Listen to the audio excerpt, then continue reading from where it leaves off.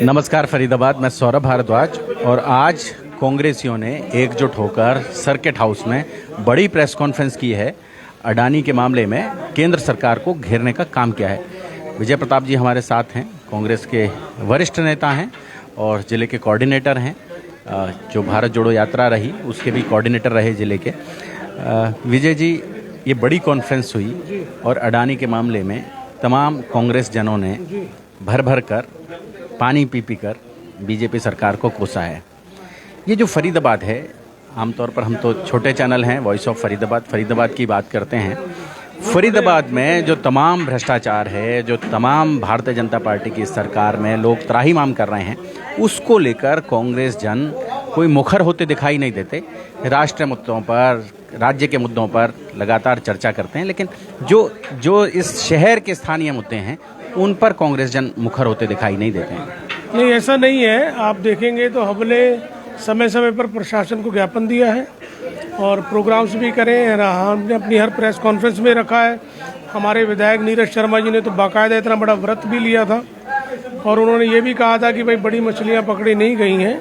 और पूरे कांग्रेस ने उस समय, दीपेंद्र हुड्डा जी भी आए थे, भूपेंद्र हुड्डा जी भी आए थे, पूरे कांग्रेसी उस समय भी साथ थे और उन्होंने इस मुद्दे को उठाया था और आज भी हम उसी मुद्दे को उठा रहे हैं। भ्रष्टाचार तो आप देखिए कि भाजपा का साथी बन चुका, पर्यायवाची। और जितना भ्रष्टाचार फरीदाबाद में, हरियाणा में तो ही है, फरीदाबाद में है, उतना हरियाणा में सबसे ऊपर यही चल रहा है।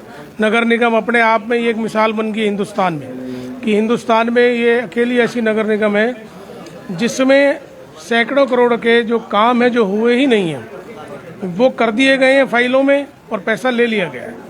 तो भ्रष्टाचार पे तो हम लोग बिल्कुल मुखर हैं। विजय प्रताप जी, एक बड़ा पुल बन रहा है जी, यूपी से फरीदाबाद को जोड़ने के लिए, नोएडा से फरीदाबाद को जोड़ने के लिए, और पिछले मंझावली 8 सालों से बन रहा है।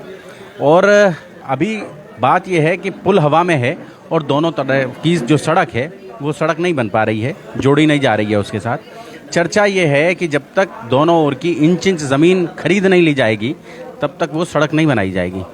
तो क्या इस पर कांग्रेस कुछ? देखिए, इसमें कोई दोहराए नहीं। मुझे अच्छे से याद है 15 अगस्त 2014 जी, उस दिन गडकरी जी आए थे और कृष्णपाल जी हमारे माननीय सांसद भी हैं और उस डिपार्टमेंट में उस समय मिनिस्टर भी थे, स्टेट मिनिस्टर। उन्होंने कहा था कि भाई ये पुल पूरा नहीं होगा तो मैं अगला इलेक्शन नहीं लड़ूंगा। लेकिन वो 5 साल हो गए, वो पुल नहीं बना।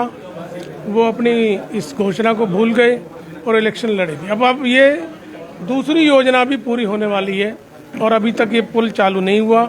इसमें कोई दो राय नहीं है। तमाम तरह की बातें आती हैं कि भाई भाजपा नेता वहाँ पर ज़मीन लेना चाह रहे हैं और ज़मीन नहीं मिल रही है, इस वजह से नहीं हो रहा है। लेकिन मैंने व्यक्तिगत रूप से इसकी अभी छटनी नहीं करी है। जब तक मैं कागज नहीं देख लूँगा मैं नहीं कह सकता। लेकिन इसमें कोई दो राय नहीं कि जो लेट हो रहा है इसमें करप्शन की भी स्मेल आ रही है। और सबसे बड़ी बात है समय, टाइम हर चीज़ का एसेंस है। अगर 9-9, 10-10 साल में आप पुल नहीं बना रहे तो उसका कोई लाभ नहीं है। काम 3 रुपए में होना था, उसके लिए 13 रुपए खर्च किए जा रहे हैं। ज़्यादा लगेंगे, समय भी ज़्यादा लगे, उसका लाभ नहीं है। उससे ज़्यादा फिर आबादी बढ़ जाती है। अब तक तो हमें और नए 2 पुल बना देने चाहिए। जो हमें नोएडा से जोड़ता है FNG, वो बना देना चाहिए था। अभी उसकी शुरुआत ही नहीं हुई, मंझावली पूरा नहीं हुआ। हमें और आगे भी पुल बना देने चाहिए थे। तो इस तरह से टाइम को वेस्ट करके पैसे को खाना, ये ही भाजपा की कार्यशैली है।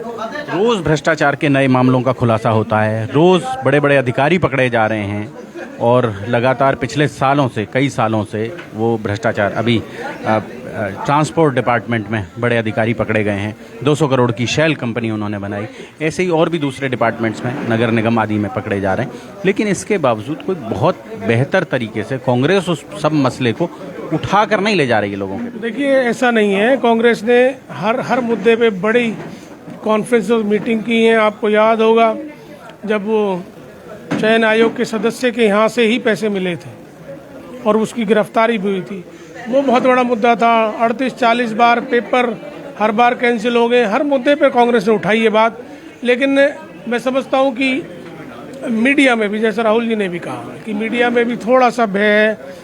अधिकारी या सरकार, प्रशासन अपने स्तर पर उसको फिल्टर कराते हैं, रोकने की कोशिश करते हैं और पूरी बातें जो पहुंचनी चाहिए लोगों तक, शायद फिल्टर हो तक वो सरकार के दबदबे से नहीं पहुंच पा रही।